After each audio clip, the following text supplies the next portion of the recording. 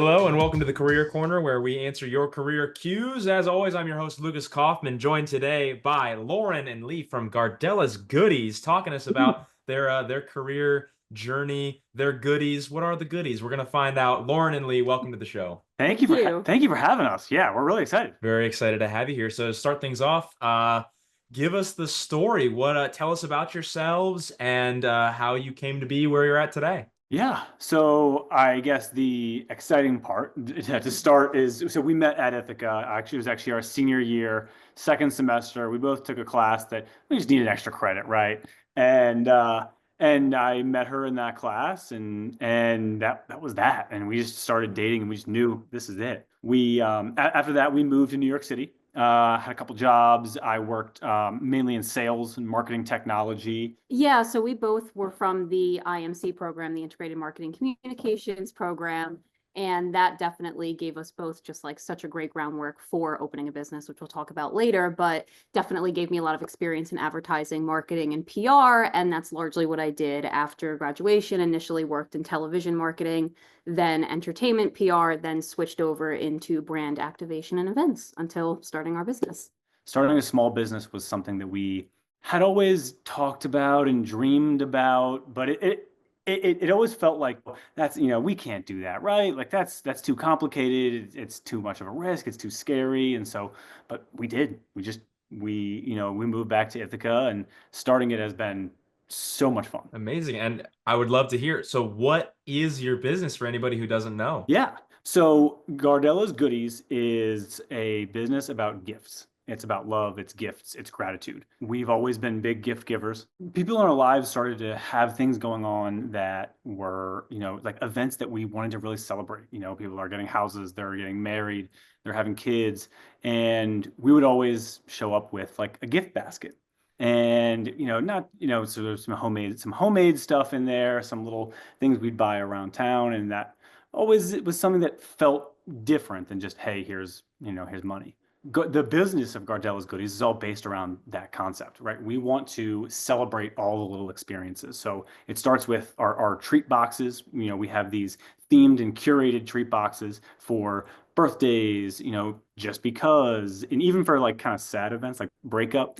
Everyone needs to treat themselves, for some reason. In those treat boxes, we have like extras that are little keychains and such from, keychains and confetti poppers, things from other small businesses all across the country. Because, yeah, obviously, just another piece of that is that we wanted to give back. And then the most important part is obviously the cookies.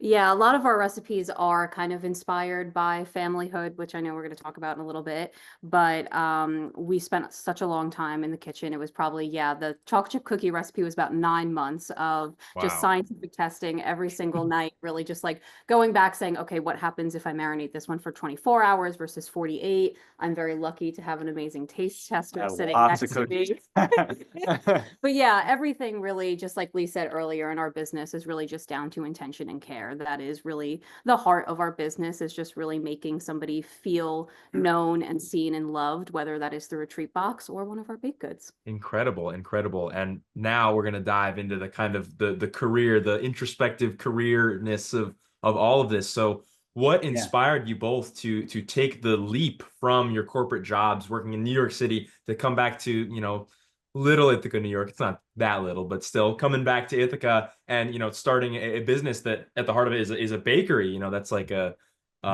dream come true for a lot of people. So what kind of inspired you to make that leap? I would say a big part for us, I mean, one of the biggest reasons we wanted to come back to Ithaca specifically and live here was just because of how supportive the local community is of small businesses. They are so proud to support them and just like really, really love being a part of those stories that are built through businesses in the community. So that was a big inspiration of us just to move back, knowing that we would really be loved and supported by the community. But I think in terms of the leap itself, I would say we worked really hard since we moved here. We moved back in 2021, and I would say probably around like end of 2023, we really started to intentionally talk about building a business. Mhm. And for us, it was putting in a lot of work to be in a financial spot where we felt comfortable taking that risk. But I know, speaking personally for myself, it was really being mentally in a place to take that risk. In order to start a business, I think there's a lot of confidence and honestly a little bit of delusion that goes into that. And I think for me, I had to get to that place where I was willing to really take that bet and take that risk on myself and on us, and on the fact that people would receive this vision that we had spent such a long time thinking about. Well, Yeah, starting a bakery was always something that you had talked about. Our grandmother Joan, her maiden name was Gardella, and that's where the name comes from. She was always really just encouraging to you. very. You know, we both lived with her and helped out in the later stages of her life as she was dealing with dementia. The amount of love that she showed you, and just how much she really just believed in you. So you would make cookies, and she would take them right off the tray before they were even done, and she would say, "You need to quit your job and just start a bakery." So I still work full time as a sales development manager for a tech company, but you take lead on this business. It's been your dream, it's been your vision, it's been your passion, and I'm just proud to be your partner in it. Incredible. And you guys mentioned earlier, when you were thinking about this, there was always that notion of, oh, well, we're not the kind of people who can do this. Like, what do we know about starting a small business? It's hard, it's risky, but now you find yourself, you're doing it, you have this business. So how does your background in IMC, the things you learned, and things you learned in your time working corporate jobs in New York City, how have all those things you've learned, how have you been able to take them and apply them to operating this business? Yeah, I think when it comes to IMC specifically, one of the major things that you and I both really feel like we learned through that program is the importance of branding, and just really building a story and narrative around your brand, having incredible social media marketing that supports that, and just really thinking about how you want customers to feel when they interact with your brand. And that was really, honestly, that last bit was the biggest part of kind of building the heart and the vision behind this business. And I think is really the thing that continues to drive every single decision that we make, is coming back to, well, how do we want to make people feel when they open a Gardella's Goodies treat box? And how do we want to make them feel when they are selecting their cookies in their box on our website? How do we want to make them feel when they see our social media post? That is something that I think IMC really, really prepared us both well for. And then, of course, the technical aspect, it covers so many incredible parts of communications that you run into when building a business: advertising, marketing, social media, finances, taxes, everything that you could think of. I feel like I could go back and think about a course that we had in the IMC program that related to something that we handle every single day in our business. So I just definitely think it was a really good crash course in the idea that you can be really good at a lot of different things and don't need to be an expert in one thing. And the sum of those little bits of stuff that you know to be dangerous enough in do create something really magical. The variety of subjects that we touched on, in the IMC program opened my eyes to, I don't like design, but I'm kind of good at it and I can figure it out. And that's been what this business has been. Every step of the way has been, I don't know this, but we're going to figure it out.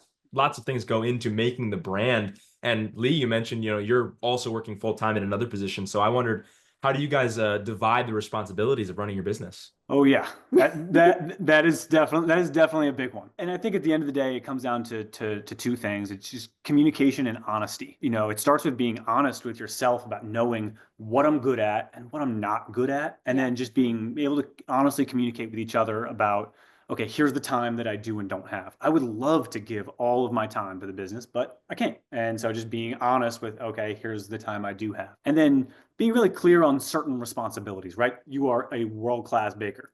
I'm a great dishes guy. And but at the same time, when it comes to, like having sales conversations and, negotiating, that's something that I kind of take lead on. Yeah. Something that we learned early on about marriage was that it's not 50-50. It's how do we collectively together reach 100%. And that's going to look different every single day. Every single day. Yeah. Some days I'm in QuickBooks doing taxes, and some days you are. Communication about, here's all the things that need to get done. I know what I'm good at. I'm going to take these things. Okay, you're going to take these things. Cool. We have our marching orders. Let's go do it. I want to ask you guys, you have the working together figured out for the most part, it sounds like. What would you say the most challenging aspect of this has been so far for you? I would say the most challenging aspect has just been dealing with certain unexpected changes. So Mhm. we are slated to work out of a commercial kitchen. It's a project called Shared Kitchen Ithaca, which will be able to support dozens of other small businesses in the community like ours and give them access to not only a commercial kitchen space, but also incubator services that help small businesses and food entrepreneurs grow their business here in the Ithaca community. And that project was supposed to open in January, and unfortunately now it is slated to open in April. So we had to make that change and pivot. And right now we've been operating as a home bakery, which of course looks different. We were initially, when launching in January, planning to open and work out of a 40,000 square foot space, as opposed to now our very Yeah. it's not a small kitchen, but it's definitely not a 40,000 square foot space. Right. So it's just been, yeah, unexpected changes like that where we have to kind of say, okay, we really want to handle it this way, and just like, how are we going to pivot with, the situation that we are dealing with in front of us? We got the information while we were away that, oh, this kitchen it's not going to be ready in January. And we had all of this email content, this social media content planned, and we said, okay, we need to go back to the drawing board. We need to now order all of this stuff to our house, and where are we storing that? And so it was a lot to pivot with margaritas in hand. Those unexpected things have been the challenges so far. But again, it's the communication that helps with those unexpected things. Like, oh, something happened. All right, let's figure out how to deal with this. Not having that space available to you in January is disappointing, but I want to highlight, you're coming back to Ithaca and it seems like it's been a great change for you guys. So I wanted to ask you, what has been the most memorable or surprising or touching community reaction you've gotten in your time back in Ithaca starting your business? I think there are two that really come to mind. I would say the first is we were recently asked by one of our professors during our time at IC, Dr. Farman, to participate as an IMC lab client for the senior capstone, which was just really, really awesome. That program means so much to us, like we talked about earlier, just like gave us such a foundation for not only our professional careers, but definitely for launching this business. So being able to be a client and work with the students this semester and really know that not only are we able to give them experience and work with a company that is so new and fresh and green, we always have something working on, but I really love knowing that we are giving back to the school and the program that really made us the professionals that we are. So I think that's the first one for me that comes to mind. And then more recently, we when we launched the business, we had received flowers from a local florist, Micheline's, as a gift from a family friend. And Lee got to talking with the owner of the business when she dropped off flowers about just, she noticed the card, asked about our business. And we got to talking with her and actually gave them truffles and cookies for Valentine's Day. And they had such a great response. They emailed us the day after we dropped them off saying that they'd already sold out of half the Brooklyn balls, which just was so rewarding to both of us. Like, again, we came back knowing that the Ithaca community does love local business, but really hearing from Carrie, the owner, that people were so receptive to our packaging. They immediately, once they learned that we were a local business, that was an immediate purchase for them. It just really warmed our hearts and reminded us why we came back here specifically and why we want to do this. Yeah, it was really validating. I think everyone deals with imposter syndrome to some extent. And when you're a first-time entrepreneur, it's like, I've spent 9 months building this. I really hope people like it. And then just to have that kind of feedback, in your first kind of wholesale retail deal, it means a lot. We're going the right direction. We're doing this right. Amazing. And Brooklyn Balls, I was reading about your guys' story on your website. That sounds familiar. Did you have something going on in New York City involving Brooklyn Balls? That sounds like a secret lore there. We did have a little bit of a cult following, a little bit. Yeah. In 2019, we had started, I guess, what would be the first iteration, I guess, of this business.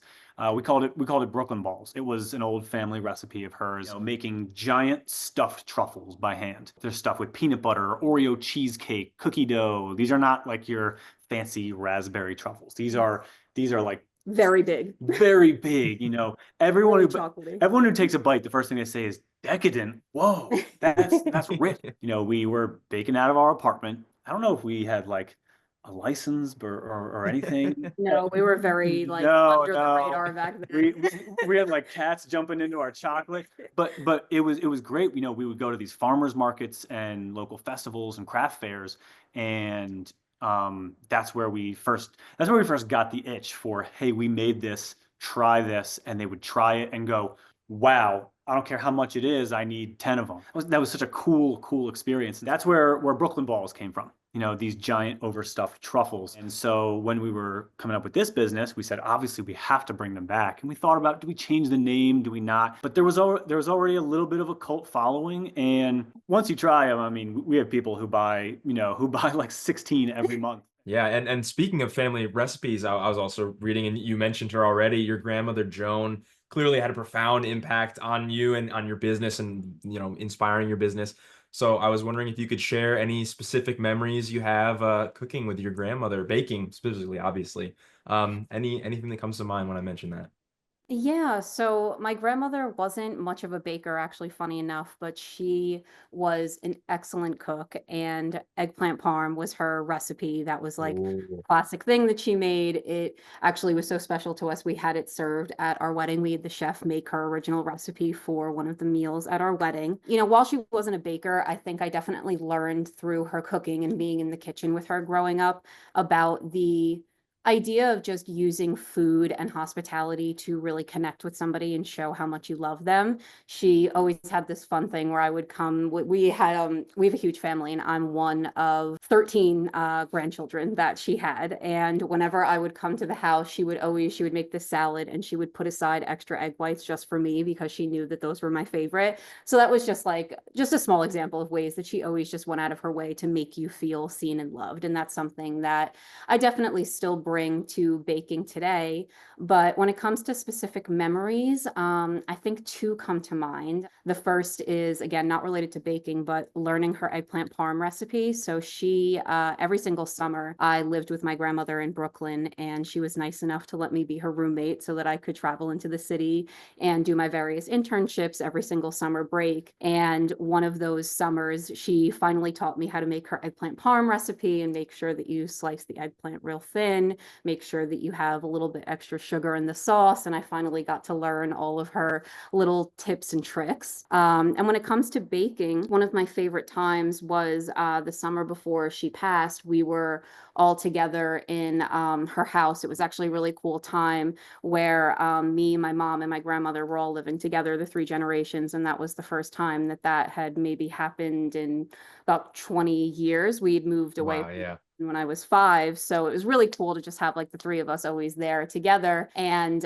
we were baking one really hot summer day, which I don't know why we were doing this when it was so hot, but we were just dancing for hours. We ended up baking and dancing for like 4 hours straight. And my mom had to come and pull me aside and tell me that I had to stop dancing because my grandmother, she was the best dance partner, but she really would always want to like match my energy and never like let it show that she was letting up and getting tired. So after a couple hours of baking and dancing, we finally had to let it rest. But she, that whole day was just waiting by the oven. And every single time I took out a tray of cookies, she would immediately go, "Can I have one? Can I have one now?" And I'd be like, "No, you have to wait. We have to let it cool." But she insisted. She always needed one hot right out of the oven. And just like Lee shared earlier, every single time she took a bite, it would start "You need to quit your job and start a bakery, and I'll help, and I'll run in the back with you, and I'll bake the recipes, and we can run it together." And yeah, I think a lot about that summer and just how supportive she was of, because that was the summer before we also started Brooklyn Balls, and kind of like starting to talk about that, and just like, yeah, I think about that day and how supportive she was and the fun that we had.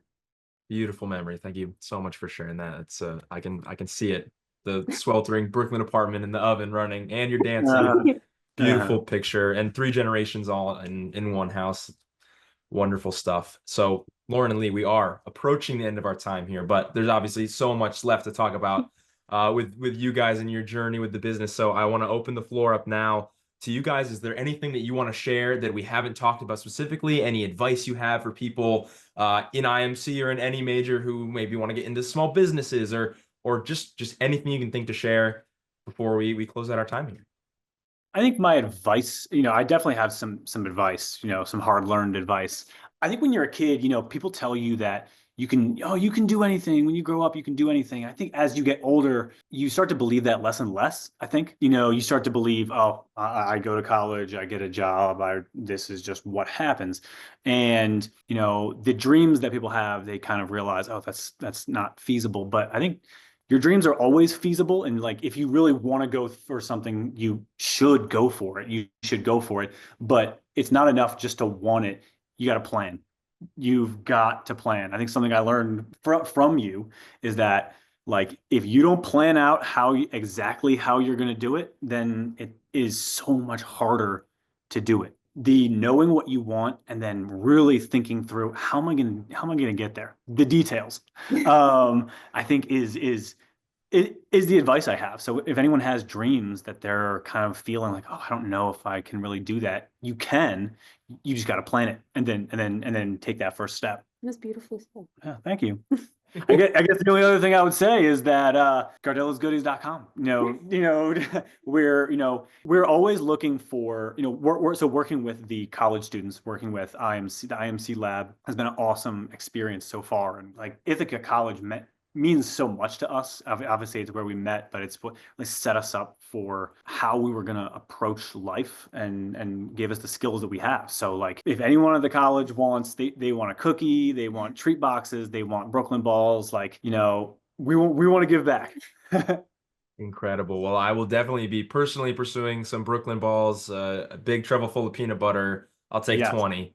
Great. Lauren and Lee, again, thank you so much for joining us here today. So much great advice. Thank you for sharing your experiences. Thank you for being on the Career Corner. Amazing. Lucas, thank you for having us. Yeah, thank you so much. Great talking to you guys. And folks at home, you do not have to wait for next episode to get career guidance. You can visit drop-in hours in Muller Faculty Center 101, Monday through Friday, 11 to 2. I'm Lukas Kauffman, and this has been Career Corner.